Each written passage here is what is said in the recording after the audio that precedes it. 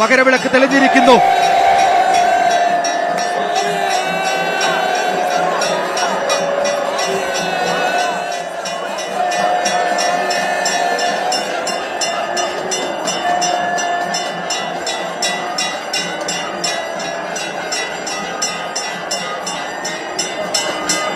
പ്രാർത്ഥനകളോടുകൂടി ശരണമന്ത്രങ്ങളോടുകൂടിയുള്ള കാത്തിരിപ്പിന് സമാപനമായിരിക്കുന്നു. ഇനി 2 തവണ കൂടി പൊന്നമ്പലമേട്ടിൽ മകരവിളക്ക് തെളിയും. വീണ്ടും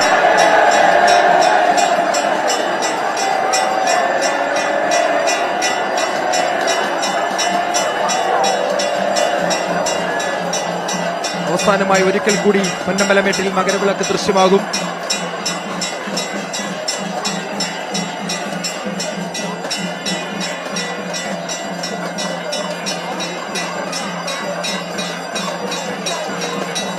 ഒരു തവണ കൂടി പൊന്നമ്പലമേട്ടിൽ മകരവിളക്ക് ദൃശ്യമാകും. ഇതാ 3ാം തവണയും.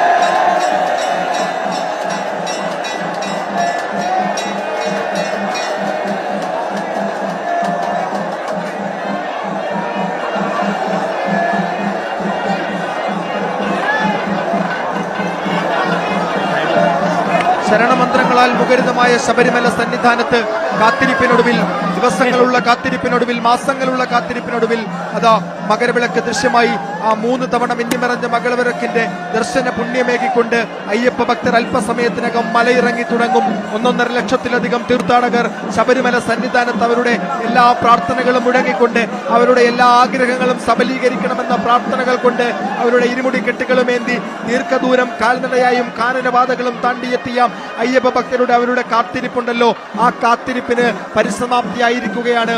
3 തവണ പൊന്നമ്പലമേട്ടിൽ മകരവിളക്ക് ദൃശ്യമായി. ആ ദൃശ്യമായ മകരവിളക്കിന്റെ ദർശന പുണ്യമേകിക്കൊണ്ട് അയ്യപ്പ തീർത്ഥാടകർ, ലക്ഷക്കണക്കിന് അയ്യപ്പ തീർത്ഥാടകർ മലയിറങ്ങി തുടങ്ങും അല്പസമയത്തിനകം. ഇനി ഏറ്റവും സുരക്ഷിതമായി അയ്യപ്പ തീർത്ഥാടകരെ പമ്പയിലെത്തിക്കുക എന്നുള്ളതാണ് സുരക്ഷയിലുള്ള ഉദ്യോഗസ്ഥരുടെയും ദേവസ്വം ബോർഡിന്റെയും എല്ലാം പ്രധാനപ്പെട്ട ദൗത്യം. അങ്ങനെ 1.5 ലക്ഷത്തിലധികം ആളുകൾ ഇപ്പോൾ തന്നെ ശബരിമല സന്നിധാനത്തുണ്ട് എന്നാണ് ദേവസ്വം ബോർഡും പോലീസും അടക്കം വ്യക്തമാക്കുന്നത്. അതുകൊണ്ട് അവരെ എല്ലാം സുരക്ഷിതമായി ഇനി ശബരിമലയിൽ നിന്ന് മലയിറക്കുക എന്നുള്ളതാണ് പ്രധാനപ്പെട്ട ദൗത്യം. ഏതായാലും കഴിഞ്ഞ വർഷം ശബരിമലയിൽ മകരവിളക്ക് ദർശനം നടത്തി മടങ്ങിപ്പോയ ആളുകൾ, അവർക്ക് 1 വർഷത്തെ കാത്തിരിപ്പായിരുന്നു. വീണ്ടും ഒരു മകരവിളക്ക് ദർശനം കൂടി, അതിനുകൂടി സാക്ഷ്യം വഹിച്ചതിന്റെ അഭിമാനവും അതിനുകൂടി സാക്ഷ്യം വഹിച്ചതിന്റെ പുണ്യവുമേകിക്കൊണ്ടാണ് ഇവിടെ കൂടിയിരുന്ന വിവിധ പർണശാലകളിൽ തമ്പടിച്ചിരുന്ന ആയിരക്കണക്കിന്, 10,000-കണക്കിന്, ലക്ഷക്കണക്കിന് ശബരിമല തീർത്ഥാടകർ, അയ്യപ്പ തീർത്ഥാടകർ മലയിറങ്ങുന്നത്. ഇനി 1 വർഷത്തെ കാത്തിരിപ്പാണ്.